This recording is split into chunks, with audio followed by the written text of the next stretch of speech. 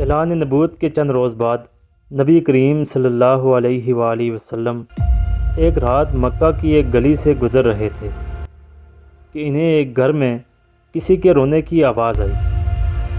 آواز میں اتنا درد تھا کہ آپ صلی اللہ علیہ وآلہ وسلم بے اختیار اس گھر میں داخل ہو گئے۔ دیکھا تو ایک نوجوان جو کہ چکی پیس رہا ہے اور زاروں قطار رو رہا ہے۔ آپ صلی اللہ علیہ وآلہ وسلم نے اس سے رونے کی وجہ پوچھی تو اس نے بتایا کہ میں ایک غلام ہوں۔ ناظرین، وہ کون سا خوش نصیب انسان تھا کہ جس کی جگہ آپ صلی اللہ علیہ وآلہ وسلم ساری رات چکی پیستے رہے۔ دوستو، آج ہم آپ کو ایک ایسے غلام کے بارے میں بتانے جا رہے ہیں کہ جن کو دنیا کے پہلے مؤذن ہونے کا اعلیٰ شرف حاصل ہوا۔ آپ سب دوستوں سے گزارش ہے کہ ویڈیو کو اینڈ تک لازمی دیکھیں۔ عاشق زلف رسول اللہ صلی اللہ علیہ وآلہ وسلم سیدنا حضرت بلال حبشی کائنات کی وہ پہلی عظیم مقدس ہستی ہیں کہ جن کو دنیا کے پہلے مؤذن ہونے کا اعلیٰ شرف حاصل ہوا۔ اللہ کے رسول کریم صلی اللہ علیہ وآلہ وسلم نے خود ارشاد فرمایا کہ بلال کس قدر اچھا آدمی ہے، وہ تمام مؤذنوں کا سردار ہے۔ آپ کے والد کا نام رباح اور والدہ کا نام حمامہ تھا، جو کہ عرب کے ایک قبیلے کے غلام تھے۔ ناظرین، یہ سرزمین عرب کا وہ تاریک دور تھا کہ جب انسان اخلاقی پستیوں کی گہرائیوں میں گرا ہوا تھا اور اس پر گمراہی مسلط تھی، اور اس دور جہالت میں سب سے مظلوم طبقہ غلاموں کا تھا، جسے بنیادی انسانی حقوق تو ملنا بہت دور کی بات تھی، سکون سے اپنی زندگی گزارنے کا حق بھی حاصل نہ تھا۔ سیدنا حضرت بلال امیہ بن حلف کے غلام تھے۔ وہ اپنے آقا کی بکریاں لے کر پہاڑوں پر چلے جاتے۔ ایک دن آپ کا گزر غار حرا کی طرف سے ہوا، جہاں رسول کریم صلی اللہ علیہ وآلہ وسلم اپنے یار غار یعنی حضرت ابوبکر صدیق رضی اللہ تعالیٰ عنہ کے ساتھ تشریف فرما تھے۔ اللہ کے رسول نے اس حبشی جوان کو دیکھا تو اپنے پاس بلا کر فرمایا کہ میں اللہ کا رسول ہوں، تمہاری اسلام کے متعلق کیا رائے ہے؟ سیدنا حضرت بلال حبشی رسول اللہ صلی اللہ علیہ وسلم کی ذات اقدس سے پہلے ہی متاثر ہو چکے تھے۔ پھر آقائے کونین کا دلکش انداز گفتگو تو حضرت بلال کے منہ سے نکلا کہ میں آپ کے دین کو اچھا پاتا ہوں۔ یہ کہہ کر حضرت بلال تو واپس لوٹ گئے، مگر ان کا دل وہیں حضور صلی اللہ علیہ وآلہ وسلم کی طرف رہ گیا۔ دوسرے روز پھر بکریاں لیے وہیں پہنچے۔ نبی کریم صلی اللہ علیہ وآلہ وسلم کی سادہ دلکش باتیں سنی تو دل اور بھی بے قرار ہو گیا۔ جو سچائی آپ کے قلب پر اسلام کی صورت میں پہلے ہی چھا گئی تھی، وہ دین اسلام کی صورت میں سامنے آنے لگی، اور آپ نے اسلام کی پکار پر لبیک کہتے ہوئے کلمہ شہادت پڑھا۔ حضور نبی کریم صلی اللہ علیہ وآلہ وسلم کی غلام کی سند حاصل فرمائی، اور آپ کے غلام ہو کر اسلام کی دولت سے مالا مال ہو گئے۔ اس وقت سیدنا حضرت بلال کی عمر تقریباً 27 یا 28 برس تھی۔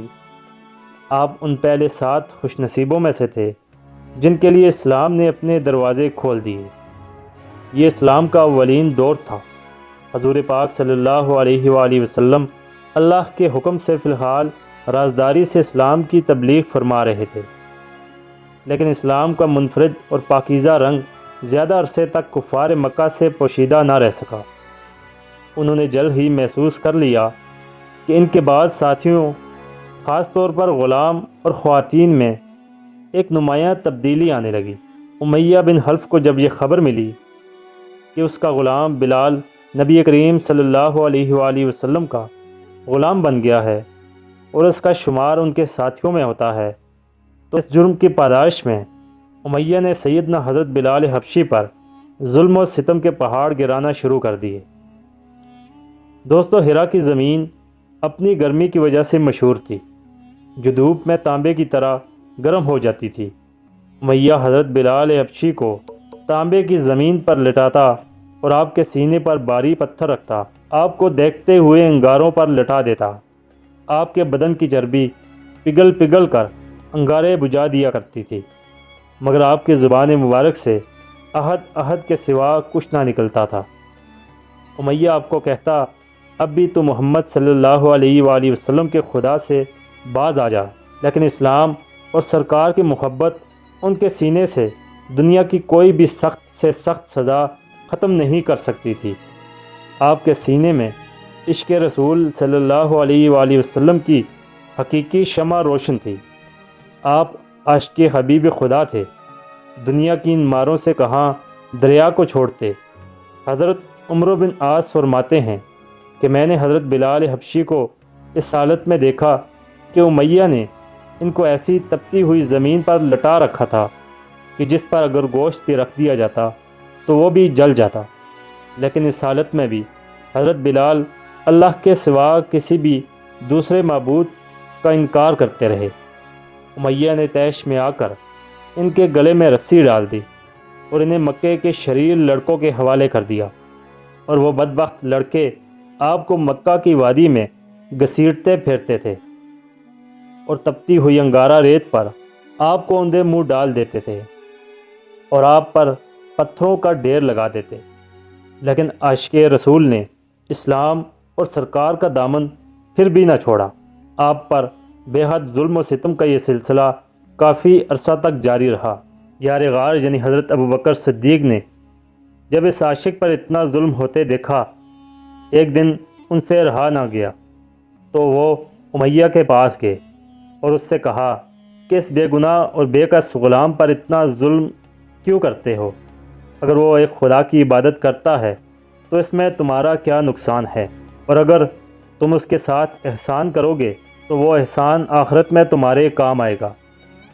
امیہ نے حقارت سے کہا کہ میں تمہارے خیالی یوم آخرت کا قائل نہیں ہوں، جو میرے جی میں آئے گا میں وہی کروں گا۔ سیدنا صدیق اکبر نے اس کو پھر تحمل سے سمجھایا کہ تم طاقتور ہو، اس مجبور غلام پر ظلم کرنا تمہارے شایان شان نہیں ہے، تم عربوں کی قومی روایت کو دبا مت لگاؤ۔ امیہ نے کہا، تم اس کالے غلام کے اگر اتنے ہی ہمدرد ہو تو اس کو خرید کیوں نہیں لیتے؟ جب اس نے یہ کہا کہ اس کو خرید لو تو سیدنا صدیق اکبر راضی ہو گئے اور آپ کو آزاد کرا دیا۔ جب یہ خبر سرکار دو عالم تک پہنچی کہ حضرت بلال حبشی آزاد ہو گئے تو آپ بہت ہی خوش ہوئے اور حضرت ابوبکر سے فرمایا کہ مجھے بھی اس میں شریک کر لو۔ ناظرین، سیدنا حضرت بلال حبشی اب آزاد تھے اور اپنا زیادہ وقت اپنے کریم آقا صلی اللہ علیہ وآلہ وسلم کی بارگاہ اقدس میں گزارتے تھے۔ ان سے قرآن مجید کی تعلیم حاصل کرتے، حکمت و دانائی کی باتیں سیکھتے اور دین حق کو زیادہ سے زیادہ پھیلانے کی کوشش کرتے۔ جب ہجرت کا حکم آیا تو حضرت بلال حبشی نے ہجرت کی اور مکہ سے مدینہ منورہ جا پہنچے۔ رسول کریم صلی اللہ علیہ وسلم نے مہاجرین و انصار کا مواخات کرایا تو حضرت سیدنا بلال حبشی کو حضرت ابو رویحہ کا بھائی بنا دیا گیا، جن سے آپ کو بہت محبت تھی۔ پھر جب مدینہ منورہ میں اسلامی حکومت کی داغ بیل ڈالی گئی تو ایک سال بعد یہ سوال اٹھا کہ لوگوں کو نماز کے لیے بلانے کے لیے کون سا انداز اپنایا جائے۔ لوگوں نے مشورہ دیا کہ ہر نماز کے بعد پرچم بلند کر دیا جائے، کچھ نے کہا کہ ناقوس بجایا جائے، کچھ لوگوں نے تجویز دی کہ آگ نماز کے وقت جلائی جائے اور جسے لوگ دیکھ کر نماز کی طرف آ جائیں گے، اور کچھ لوگوں نے یہ بھی کہا کہ ایک آدمی کو لوگوں کے گھروں میں جا کر ان کو نماز کے لیے بلانا چاہیے، اس طرح لوگ نماز کے لیے آ جائیں گے۔ لیکن اللہ کے رسول نے ان سب طریقوں کو ناپسند کیا۔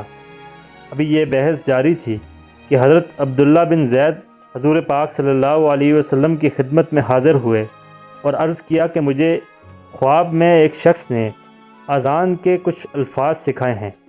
یہ کہہ کر انہوں نے وہ کلمات دہرائے۔ حضور پاک صلی اللہ علیہ وسلم نے وحی الہی کے ذریعے ان کلمات کو پسند فرمایا۔ اس کے بعد سرکار کونین نے سیدنا حضرت بلال حبشی کو حکم فرمایا کہ اذان دو۔ پھر آپ نے ان کو اذان کے کلمات سکھائے اور ان کو ہدایت فرمائی کہ دونوں کانوں میں انگلی دے کر اذان دو تاکہ تمہاری آواز بلند ہو اور دور تک پہنچے۔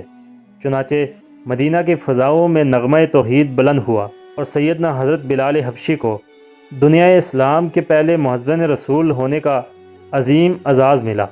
جب مسجد نبوی کی تعمیر ہوئی تو اس کے ایک سرے پر ایک چبوترا بنا کر اس پر چھت ڈال دی گئی۔ اس جگہ پر رسول پر نور کے وہ صحابہ کرام رہنے لگے جو ہمہ وقت حضور پاک کی خدمت اقدس میں پیش رہتے تھے اور علم حاصل کرتے تھے۔ ان مقدس اصحاب کو اصحاب صفا کہا جاتا ہے۔ عربی میں صفا چبوترے کو کہتے ہیں، اور سیدنا حضرت بلال حبشی بھی اصحاب صفا میں تھے۔ سرکار دو عالم صلی اللہ علیہ وآلہ وسلم کے وصال مبارک کے بعد آپ شام کی جنگوں میں شرکت کے لیے چلے گئے۔ بیت المقدس کی فتح میں بھی آپ شریک تھے۔